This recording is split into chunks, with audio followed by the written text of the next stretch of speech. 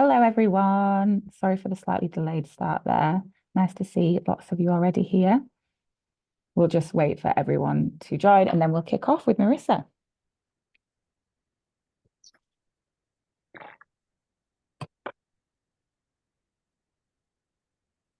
Lots of people joining today, which is great to see.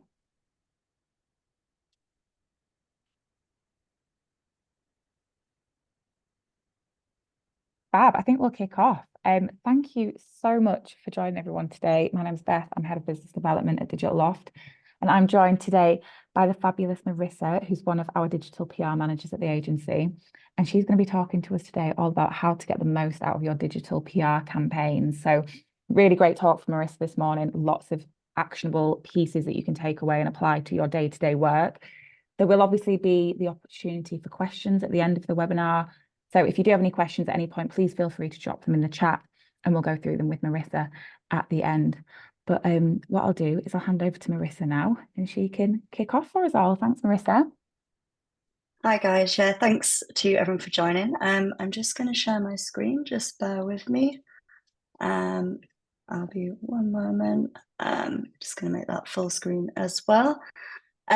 Yeah, thank you to everyone for joining and spending some of your time today listening to me talk about all things campaigns. So just a little breakdown of what I'm going to go through today. So first of all, I'm just going to start by talking about the importance of a strong campaign. So just explaining why having that strong campaign data set and idea is, the basis to any successful campaign. Before you can sort of worry about where you're sending to or what angles you're going to work through, it's really important to make sure that the actual campaign you have is really strong and really solid. I'll then go on to look at maximizing the angles in your data set. So making sure you've taken full advantage of all the hard work you've done pulling data together and just making sure that you've really made the most of all the data and assets you have. Finding who to target, so looking at who would care and why they might care as well. Looking at finding news hooks. So we always say here, finding that why now reason for journalists is crucial, giving them that reason why they would want to write a story on it now and why it's going to be relevant to their readers right now as well. Creating subject lines that get opened. So obviously, if your email doesn't get open, then all that hard work you've done has gone to waste. So it's really important that we're creating subject lines that really stand out to journalists and make sure those emails actually get seen. Dissecting your campaign as well. So by that, I just mean taking apart all the elements of the campaign that you created and just seeing if you can make something new from that as well, just to really squeeze the most out of it. And keeping your campaigns evergreen as well. So just knowing when to update your campaign and why you might want to update it, finding any opportunities that you can to resend it, and making additions as well. And so first of all, just going through the importance of having that strong campaign in the first place. So just to preface this talk by saying as well that for the most part, I'll be exploring sort of larger campaigns as opposed to smaller newsjacking or reactive digital PR. However, a lot of the same tips can be applied. So don't worry, it's just to mention if a lot of the examples are referring to that, that's why. So before you can even consider creating a strategy, building a media list or hitting send on any emails, it's really vital that you have a strong campaign to work with. So what does make a campaign strong? So it should be relevant to your client's industry. So, your client should have the authority or the expertise to be talking about the topic at hand. If not, you're probably going to find that you might get a bit of pushback and questions from journalists. And not only that, but it's really good SEO practice as well, especially for boosting EEAT. It should be new, unique, or improved. So by that, I just mean that the data or the asset you're creating or the story you're trying to tell should be either new or unique, or at least improved in some way. So try not to tell a story that's been told, 1,000 times before, or look for a unique angle of that topic, a different data set, or just a better way to answer the question. It should tell multiple stories. So if your campaign's just got one angle, you might find that you run out of steam quite quickly. So just try and ensure that you've got enough data and graphics, for example, to provide multiple angles. And that way you're just making the most out of that time you spend and making sure that your campaign is really an efficient use of time. And also just providing yourself with some backup options as well if those first couple of angles you try don't work as well as hoped. It should generate emotion, so whether that's, shock, disgust, anger, happiness. We know that sort of the best marketing and advertising campaigns, have this as their basis, something that promotes emotion and generates some kind of response from people. And we know that journalists are measured on clicks, shares, comments, and so on. So you want to make sure that you're creating a story that, you know, is gaining some kind of a response, and it's going to help journalists hit those targets they have as well. Your data should match the question you're looking to answer. So by this, I'm going to call out search data a little bit, because I think we see this a lot with search data. And don't get me wrong, I really think search data has its place, but it's not always the answer. So I would say a good example of this would be if you have a campaign and you're looking to look at the best restaurants in the world, search data is a really great tool to show how popular restaurants might be, but it's not going to show you customer satisfaction. TripAdvisor reviews would be much better placed for that. So just consider that the data you're actually using to tell your story really matches the story you're trying to tell. You also want to have a methodology that stands up to scrutiny. So is your data the latest available data you can get? Is your source trustworthy? And have you considered anything that might skew your results as well and accounted for it? So many journalists are really going to want to see a clear methodology and know that their story they're going to publish is going to be accurate. Obviously, there's a lot in the news moment about fake news, and they're really held to account for making sure that their sources are accurate. So this is a super important one. And then lastly, just that it has a clear audience or audiences, ideally. So I just say this because there's a lot of times in ideation sessions in agencies, you will see really, really great ideas come up and they sound amazing in an agency setting. Oh, that's a great idea for a digital PR campaign. But when you think about it, they might not actually have an audience in the real world that's going to be interested. So you just need to make sure that whatever story you're trying to tell, you do have at least one group of people and one group of press whose readers are going to be interested in what you have to say. So with that being said, once you've worked on creating a really strong campaign, you can then look at maximizing the angles in your data set. So the first step of any strategy should really be to assess your angles you can create and just make sure you can decide which ones you're going to go with. You want to make sure that each angle is going to be clear and unique. So you don't want to be repeating yourself or sending the same stories to journalists over and over again. You want to make sure that each angle has a different target. You know, consider who would be interested in each part of the data and each part of your campaign. Consider the extremes of your data set. So the highest, the lowest, the cheapest, the most expensive. Break down by different regions, so by continents, by countries, and by towns, and so on. So, you know, if you can tailor your story to a journalist's region, your chances of pickup will increase dramatically. They want stories that are going to appeal to their readers specifically. And, you know, most publications do have a certain sort of demographic and regional target for their audience. Consider internal state or county comparisons as well. So by that, I mean not just looking at, say, California as a whole, which is the best airport in California, but also looking at, you know, is Los Angeles or San Francisco airport the best in California? California residents are probably going to care more which is the best airport for them in their state, given the size of states in America, as opposed to which is the best airport overall in the US. So I would say that's especially important in the US when these states can have, you know, whole entire sort of cultures and laws, and yeah, they are essentially more like countries really. And also try to mix and match your data points to create new angles. So by this, I mean, normally you'll pull out lots of different data points within a campaign, but you might actually be able to combine 2 or 3, let's say, to create a new angle altogether. So an example for this could be that you have a campaign looking at the best holidays for extroverts. But within that, you've explored lots of different factors. So you might have explored extrovert-friendly activities and also the type of holiday. So then you can combine your data you have on the number of extrovert-friendly activities with that type of holiday to create not only the best holidays for extroverts, but also what are the best city breaks, what are the best beach breaks, what are the best wildlife escapes, for example, for extroverts. And there's just a couple of examples here of where we've employed these tactics. So on the left-hand side, you can see an example of a campaign we worked on for our German motoring client. We were looking at the comparison of EV uptake in Germany compared to clean air within the country. So for that first angle there, we've looked at both the top and bottom results. We looked at the federal states with the most electric vehicles, but we also looked at those with the least. And we created angles relevant to each region in Germany. So you can see there an example of where we've done the states with the best air quality. And we combined two angles at the bottom here. So the EV stats that we had and the air quality data to just create an extra angle looking at the real world impact of this data. How has electric car uptake and environmental zones affected air quality in Germany? And then on the right-hand side, there's an example from our UK security client where we've done a county-wide breakdown. So we've looked specifically at London here, and we've compared each borough instead of just looking at London as a whole. Obviously, London is quite a huge area, and each borough is very different in terms of lots of different factors. So it makes more sense to compare it on a borough scale. And also, when we look at the landscape of the press in London, there is loads of different specific London newspapers. So it does really make sense to actually maximise your opportunities there to hit the press in London by breaking it down to a borough level. And then there's an example of two angles within this which could be combined to create a new angle, as I was mentioning about mix and matching your angles.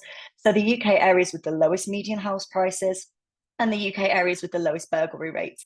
These two could be combined to create, these are the safest affordable areas to live, or, you know, these are where you can get the most safety for your money. Better headline pending than that, but just an example of where you can mix and match there. So next, I just wanted to discuss how to find your targets for your campaign. So the first thing we often do is look at analysing previous campaigns. So this could be your own or it could be competitors. If someone has picked up a similar story before, they're more than likely to cover again.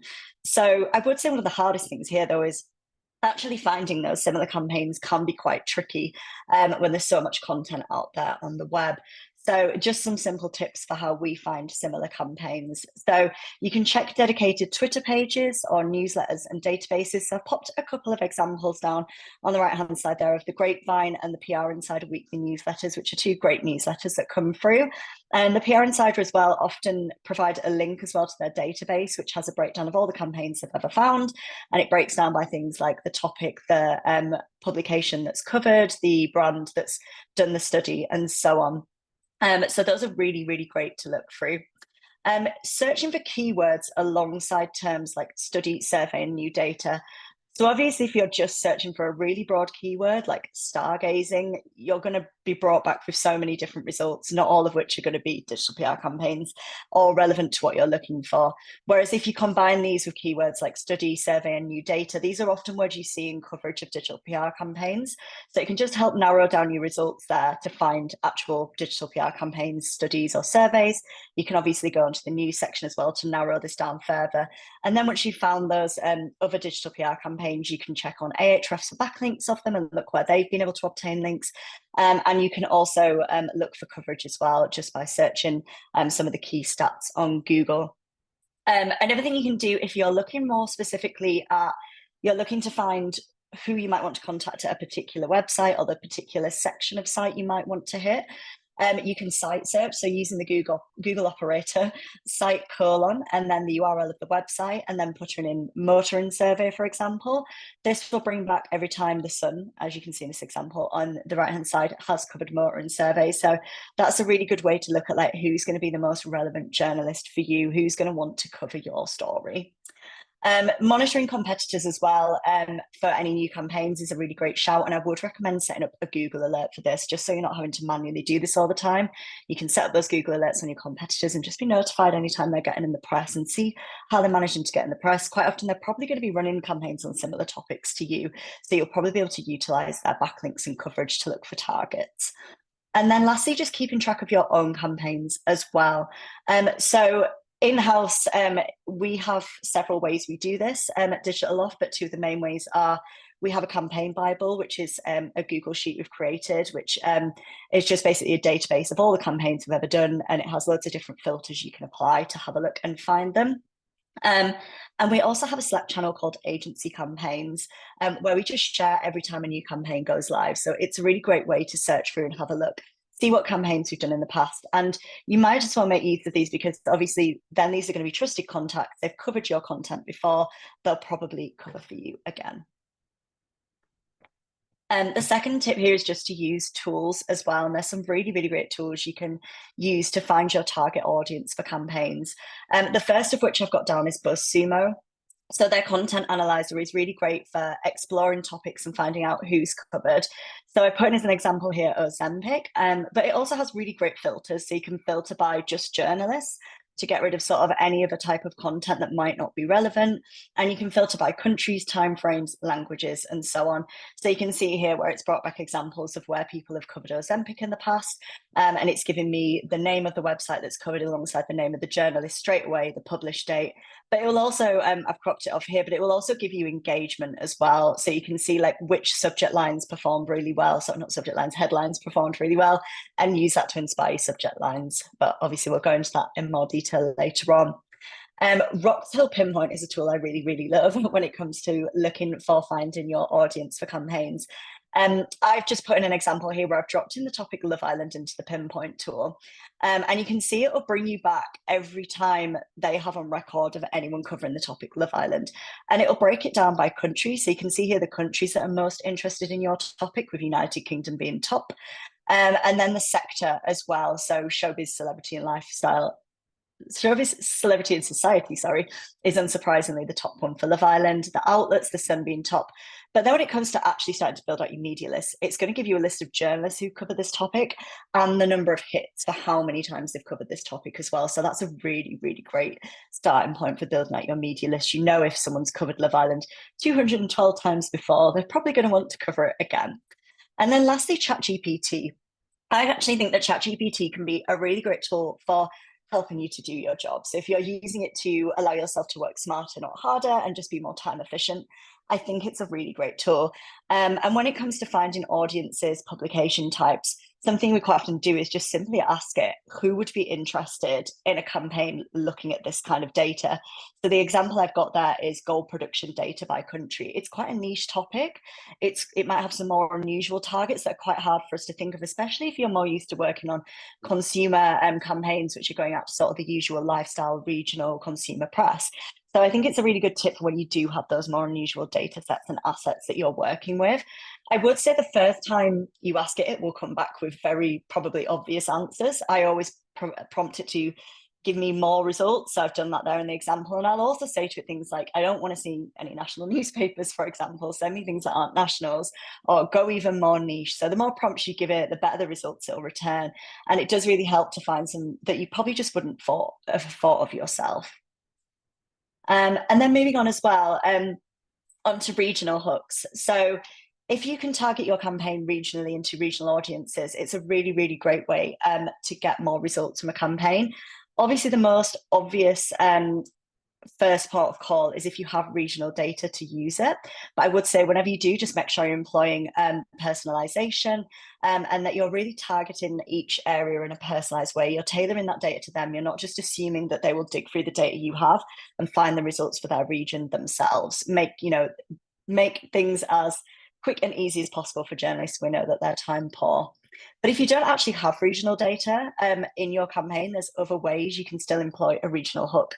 So consider if your data or your story that you have appeals to localized issues in a certain region.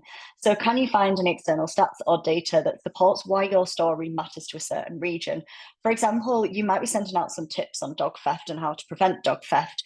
But that in itself isn't very easy to target regionally. However, if you have a Google and see which areas are most affected, you can then send to their press. For example, you can send to Lancashire saying, pet theft has risen by 8% in Lancashire.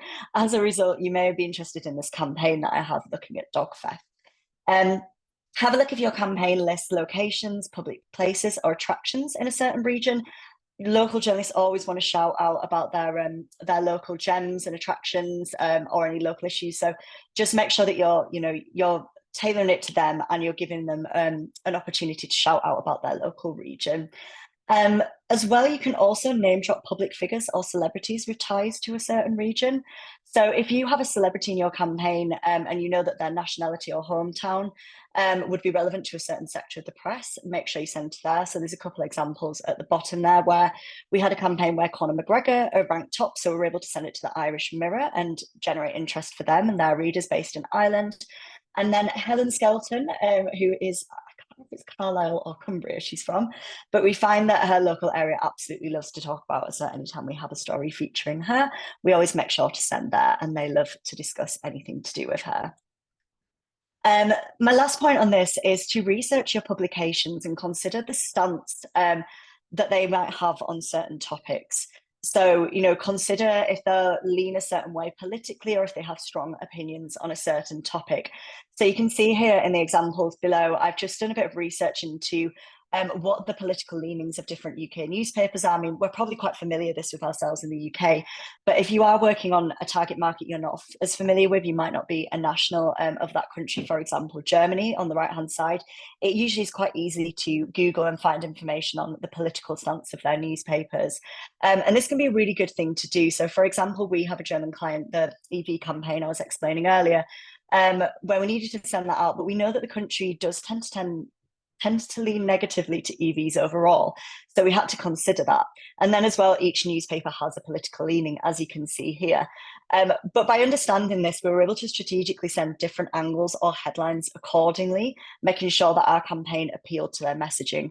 So where we had data that suggested that EV registrations were down, German people weren't buying EVs, we would send that to the more right-leaning press. However, where we had data to suggest that where EVs had been bought and were being used, the air quality had improved, we could send that to the left-leaning place. So really try and consider this. You can consider it at publication level, but you can also consider it for regions and countries as a whole who might have strong opinions on topics. And that's, again, one where I would say you can definitely consider that for different US states, as their opinions on things really vary dramatically. And you can use this to your advantage and tailor angles based on this. Obviously, where appropriate, I would say, avoid anything that's going to be too sensitive. So then next you want to look at ensuring every angle has a news hook. So again, going back to that why now that we always say here, why should a journalist cover your story now? So the first tip I've put down is awareness days, which I'm aware is a really common one that a lot of people use, but I really thought you can't talk about this without using awareness days. They're such a great way to get your topics in the press, your campaigns in the press. So make use of pre-made calendars and take note of any days where journalists may be interested in relevant content. So there's the Awareness Days calendar there at the bottom, and also the Metro Mail calendar. I think every member of staff at Digital Loft has the print version of this on their desk at this point, but we find it's a really great tool. Try to consider adding these into your own calendar and into your strategies so you don't forget.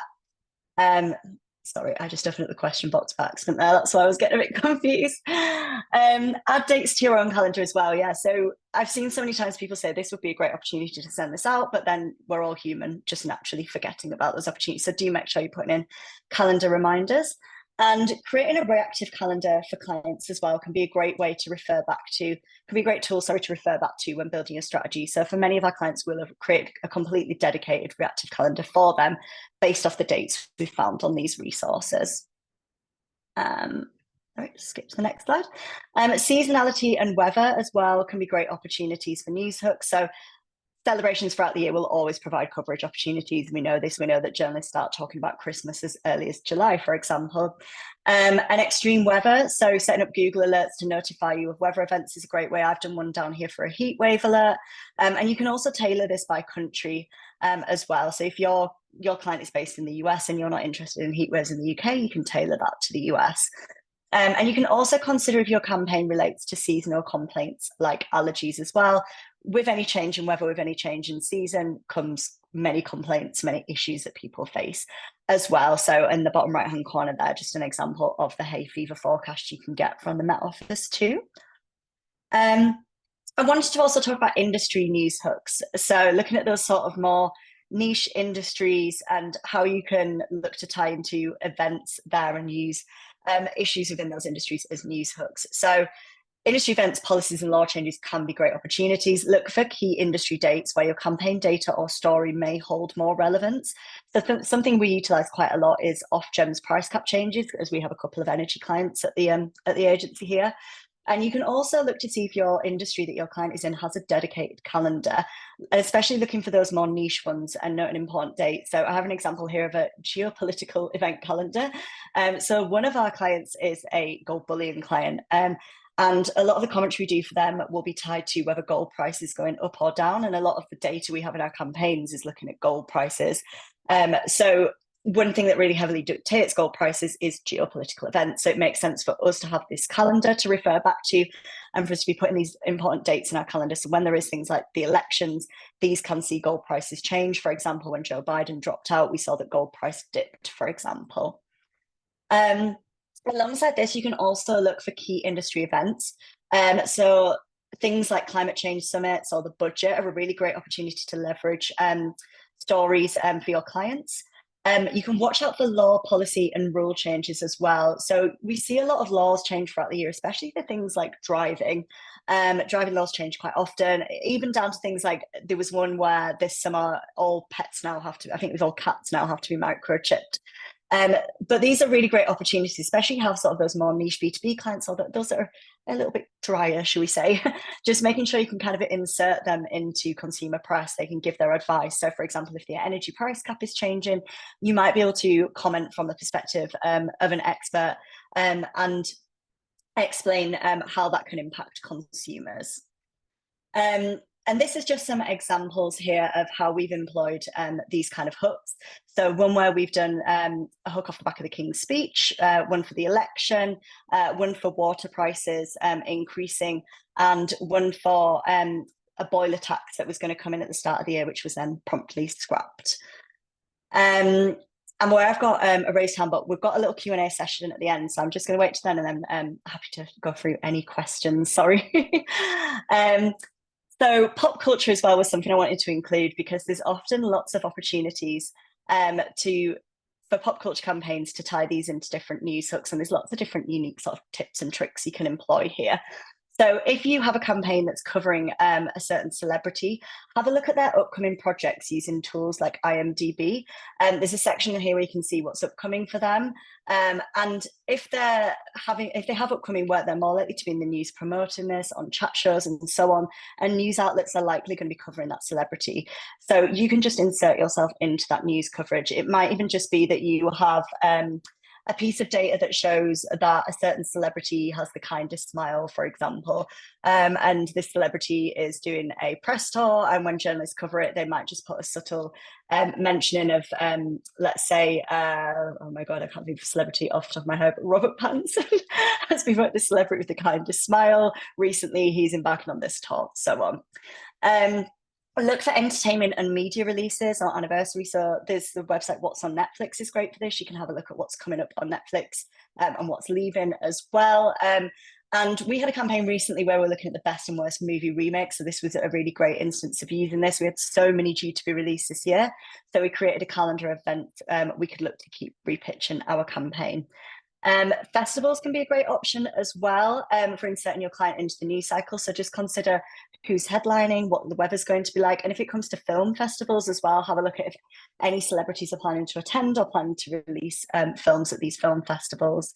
And then as well, you might want to note down big entertainment events like the Met Gala and awards ceremonies. We know that these always get such big attention and coverage from the press. So they can be a really good hook if you have any relevant data you can send out. And then lastly, just a quick mention of sports, but I will say this could be a whole entire LoftTalk in itself. And that's a story for another day. But one really simple tip for sports is just to look at sporting calendars. They're a really great tool to see what's coming up. And if you have data on sports, make sure you're sending it out for any big events. So the BBC have a sport calendar, which is great, but other countries as well. And other sporting leagues, for example, like the NFL, you'll find tailored calendars for those as well on more US-centric media outlets. So then looking at subject lines that get opened, so how to ensure that journalists are actually reading your emails. So the first thing I would say is, do make sure you're differing your subject line based on your audience and pull out the most important information for that target. So my first tip is do your research on your dream publications. How are they wording their headlines? How long are the headlines? Do they mention figures or stats or use capital letters? Do they lead with mentions of experts? And what is their political stance or leaning on topics? So you can see here, as just a quick example of where we saw that every time a sleep expert was mentioned, press seemed to be leading with "I'm a sleep expert," and we employed that into our subject lines and then saw coverage as a result. Target regionally where you can, so always make use of personalization tools. You can see here we use BuzzStream, and we always use those personalization tools And we always name drop the places we target. I would say, especially if you are doing regional targeting, mention that as the first word, the region you're sending to, because it just instantly tells a journalist it's relevant to them and their readership. Using keywords to show there's data, graphics, or other assets. So if you have data, tell a journalist you have data. They're usually quite time poor. They want to know what's in your email before you open it. So try not to make it, too complicated. Just, really clear what's actually going to be in that email when they open it. And you don't want to mislead with that either. Name drop people, places, awareness days, or topics. So we recently had a piece where Stonehenge was found the most magical travel destination. So we've got that in right at the front, just naming the place, so straight away people know that it's going to be relevant to them if they're regularly covering this area or regularly covering any news around travel. Include standout figures. So this could be stats, percentages, fractions, or costs. So you can see a couple of examples there where we've given a cost to something that's ended up in the headline. I would say that at the moment, the cost of living crisis, wherever you can put a cost in a subject line, do, because it's just top of everyone's radar. People are really keen to be able to save money or be really aware of how much money they're spending. And secondly, we had a stat on how many Gen Zs are looking at learning to drive in the US, and you can see there where they've emulated it as well. And I would just say, including stats and numbers and actual figures is really great, not only because it's attention catching, but it also just visually stands out, as you can see here, having a number. I know that sounds so simplistic, but it can just help break up all the words in your subject line.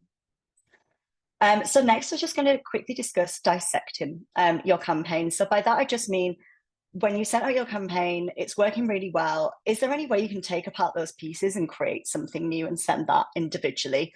So do you have any expert quotes that could work well as a standalone piece or lead to an angle? We had one recently, that EV versus clean air campaign, where we did notice that German press really tended to favour warning style headlines and pieces with a serious tone. And we had some commentary on the dangers of listening to fast and loud music. So we simply sent out the commentary as a standalone angle and managed to secure even further coverage with that. If you have imagery, consider if you can send it to graphic design sites or picture desks and editors. A lot of these will just be interested in interesting imagery, especially if it's really a really nice visualization of a huge data set, for example. And then consider if the graphics you have or the stats you have could be used to create a quiz. So let's say you've got some interesting data on people's understanding of the countryside code.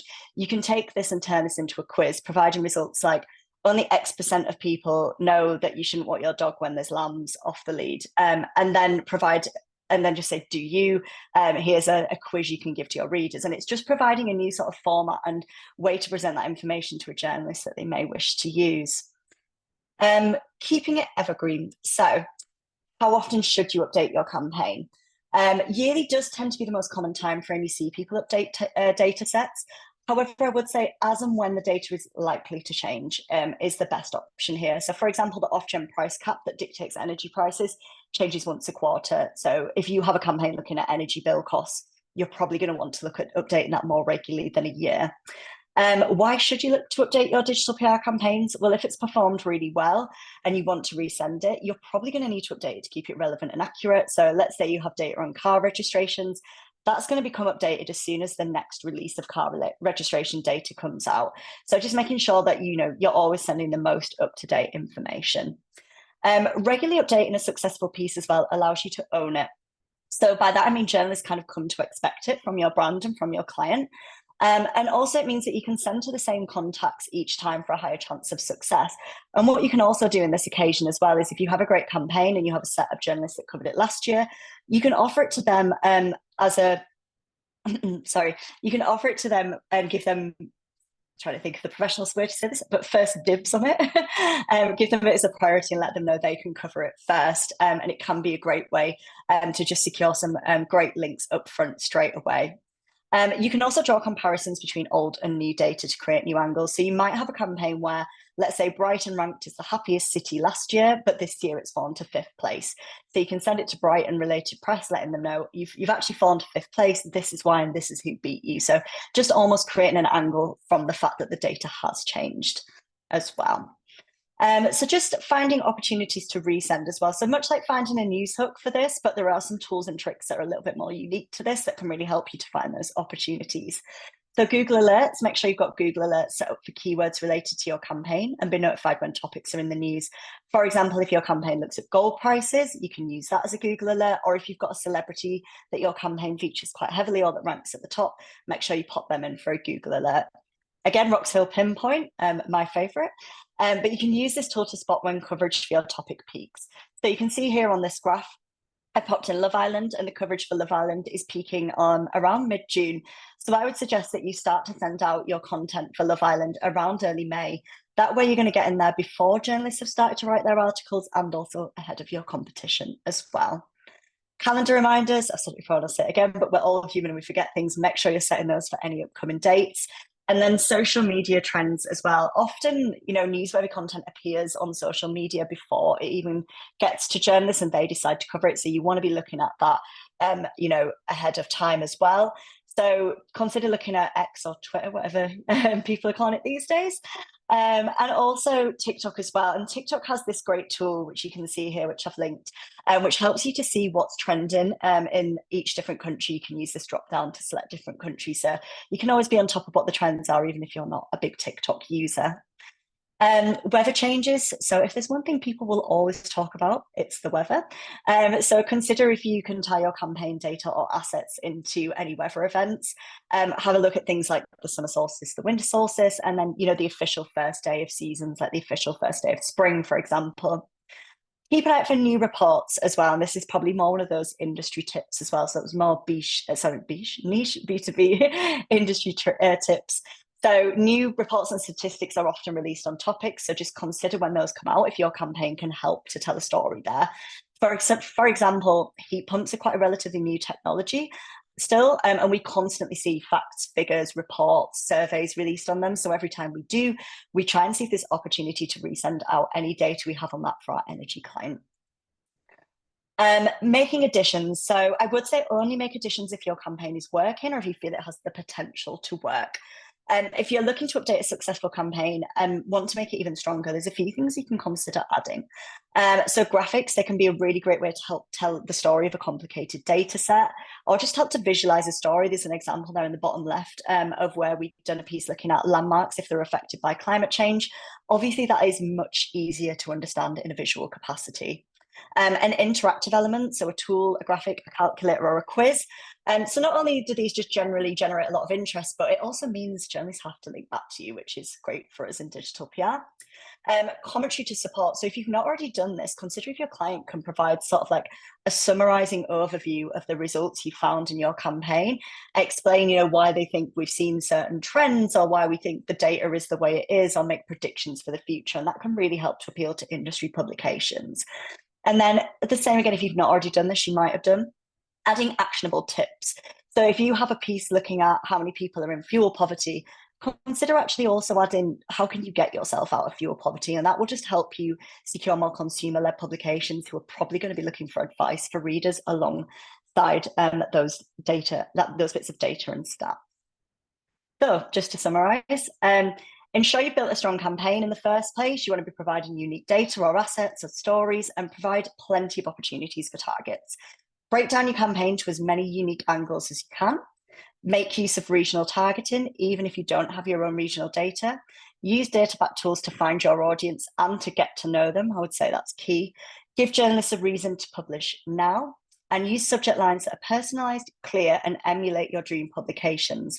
And then lastly, always dissect, resend, and update successful campaigns where possible. So that's everything from me. I can see some questions have come in, so I got a bit flustered in the middle there. I think Beth might be rejoining. Just have a look at those. I'll stop sharing my screen now. Thanks so much, Marissa. That was fabulous. So informative. We have got a couple of questions in. So the first one is around whether or not you use any paid data sources, so things like Statista or Mintel that you would recommend for kind of helping you in getting the most out of your digital PR campaigns. So this would probably be more a question for our content and data team, but I would say generally we try to actually use free data where we can. Obviously, you want to make sure that your campaigns are cost efficient. But there are tools you can use to find data. Statista is a great tool. We don't tend to pay for as many in-house, But what I can do after this call is I can grab a list of any we do recommend from our data team and post a follow-up response on social media. That would be fabulous. Thanks so much, Marissa. And then the next question is, how do you report on the success of campaigns? What metrics do we look at and what tools do we use? Yeah, so we look at the number of links we've gained, the number of coverage we've gained, but we also break down the type of links as well. So we're looking at our links follow or unfollow. What kind of anchor text do they have? Is it in a client's dream publication? Is that publication locationally relevant? There's all sorts of ways we break it down, but we don't just want to look at quantity of links, but we also want to look at quality of links as well when it comes to reporting. Definitely. And I know that a big thing at the agency that we always do is kind of always connect it back to that overall organic impact rather than kind of just looking at link numbers. Fabulous. Yes. When would we expect to see results from a campaign after it goes live? I know this is a very that's a very hard piece of string. That's a very hard one to answer. I would say, so typically when we launch a campaign, we launch it angle by angle. We'll do our first angle, then we'll do that. We'll follow up with our press contacts. We'll move on to the next one and so on and so on. I would say if you've sent out sort of 3 angles and you're not seeing results, that's when I probably start to be having a look and seeing if there's something you can be doing differently. Try to be like A/B testing your subject lines. Try to be considering, is there anything that's holding this campaign back? Why might people not be interested? Is it my subject lines? Am I targeting the right people? And I would say as well, it does depend by region. We see pickup is a lot slower in the US. It takes a lot longer to see those results come in from the US. And I think as well, something that can speed up your chances of seeing coverage sooner goes back to I kept saying throughout that presentation, but if you have a why now hook, if you're giving them a reason to publish why now, quite often when you're doing a campaign, it's not the first thing you're thinking of. You're thinking of what's an interesting data set I can gather for my client, but you need to consider like, how can I tie it back to the news cycle now? Why are they going to publish it now? And if you do that, you'll probably see those results come in a little bit quicker, but it does vary by country. I would say the UK press is a lot quicker than US press in that regard. Fab. Really helpful, thank you. Someone's asked about the best cost-effective ways to get data. I think you kind of answered that. You're going to share some data sources. That would be great. Someone said you've mentioned some great tips about finding publications. I was just wondering, specifically in Europe, what tools do you use to find journalists? So here we use Roxhill, we use a news tip. And then aside from that, we do a lot of manual contact gathering. So by that, going out and looking manually for contacts. But the way I would recommend doing that, if you're looking at countries in Europe that aren't I know where you're based is what I'm trying to say. Make use of a VPN. So you'll find it's really hard to get results for those countries if you're not set to a VPN. Make sure you've got a really good VPN that you're using. You can also use the regional variation of Google in those countries. So for example, for Germany, google.de. Make sure you're changing Google settings and also make sure you're searching things in their language as well. So, translate anything. And DeepL is a great tool for translating and actually getting accurate translations compared to Google Translate. So that's how we'd go about looking manually on Google, but then as well, try and have a look and see if there is any competitor or similar campaigns where you can emulate that coverage, looking for backlinks and Ahrefs. I always push this with my team. I'm like, if you can find a campaign that's done well, you can scrape all the backlinks of that, see who's covered it. If they've covered that campaign and they've linked, then they're really going to be a good contact for you to hit. Amazing. So we've got a lot of questions. This is great. When you say plenty of opportunities, how big a media list should we be? How big should a media list be when we decide to pitch a campaign? Just a ballpark number on average would be helpful. That again is a difficult one to answer because it varies on a lot of different things. I would say, again, it's definitely a quality over quantity focus. Make sure you're not hitting too many people at the same publications. It really does depend because different areas of the press can have largely different numbers of publications. So if my team were doing a send that was relevant to UK nationals, lifestyles and regionals, that list could be in excess of like 200. If we're sending to like niche mining publications, that's probably going to be like 30. So it really does depend. But I think always employ common sense there and always consider, the size of the media landscape in your target area and how many you have in your list. Try not to hit too many people at the same publication, and try and make sure that the targets you are hitting are the most relevant people for that angle. And as well, you can do a round of sends to your most relevant contacts and then try further sends in the future. I would always err on the side of caution. And as I said, quality over quantity in the first instance. Definitely, that makes a lot of sense. Someone else has said, fantastic talk, thanks. How can you get borough level detail stats? Also, is it worth creating graphics, etc. for data? Often don't journalists prefer creating their own? So the first question, borough level data, I sound like I'm copying out some of this, but it depends on the data you're getting. It really does depend if that data is available. But I know for campaigns we've done in the past, we've managed to obtain things like crime data, house price data, and such at a borough level. It is something as well I'll post to our data team and get a bit more of a thorough answer on where they see the most success in this. I think FOIs as well is something that we're quite often able to see that really granular level data from. And FOIs are a really great data source because no one else has them if you put the FOI request in. Well, as long as you get it out quickly. And then the second point about creating your own graphics. Some publications do, some publications don't. I do agree some like to create their own, but we still see our graphics used quite a lot by other publications. I would say as well, it's something if you're worried about, let's say, the budget you have for a campaign, consider where you're hitting and if they're likely to use their own graphics or not. If you are mainly hitting the nationals, they probably do create their own graphics, so you could get away without doing them. But if you are going after those sort of more niche industry sites, you don't typically tend to see them use their own graphics as much, and they're more likely to use yours. So you can do a bit of a sort of a recce first and have a look at your target publications that you're going to want to hit for this client. Are they using their own graphics or not in the first instance? And I would also say, I always lean towards if you can make your own graphics. I just think where you've got really meaty data sets or difficult topics, it just really helps to visualize that story. And it also breaks up a picture a little bit sometimes as well, like if they're going on your asset and having a look at it. And then the point, as I've made at the end as well, sometimes you can use them as standalone angles. So I do think there's many benefits to having your own, but if it's something from a budget point of view, consider the type of places you're hitting and if it's actually worth your time and money making them.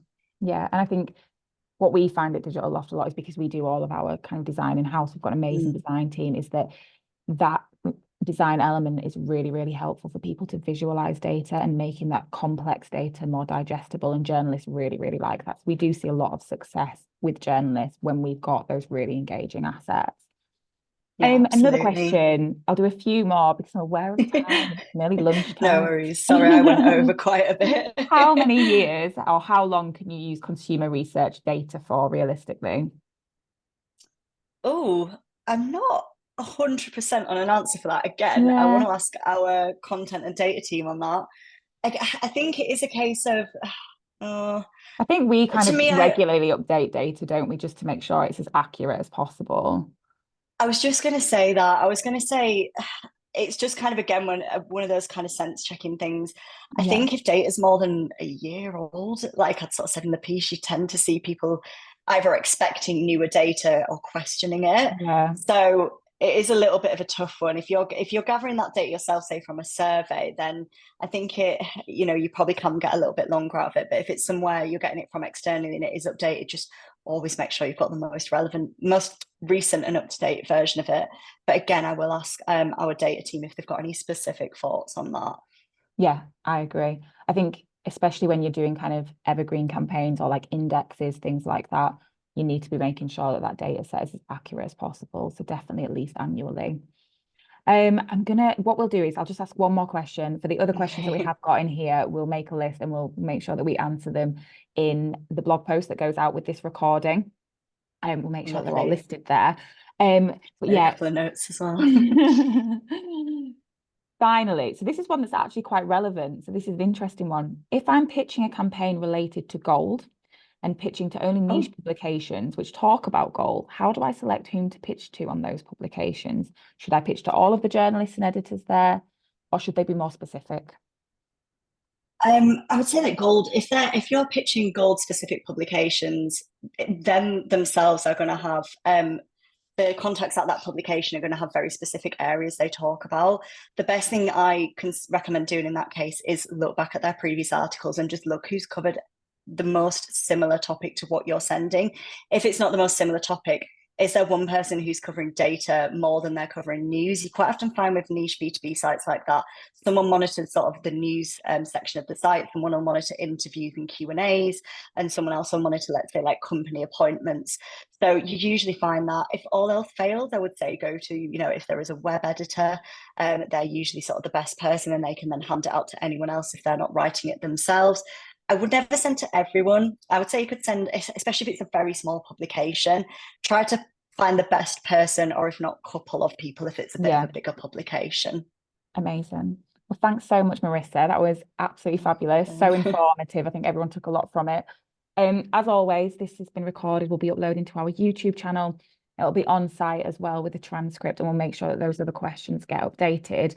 And keep an eye out, because we'll be announcing the next LoftTalk this afternoon, and it's a very, very, very exciting one. So keep your eyes peeled for that one. And thank you so much for everyone for joining, and thank you especially to Marissa. That was great. Thank you very much. Thanks, guys. Bye.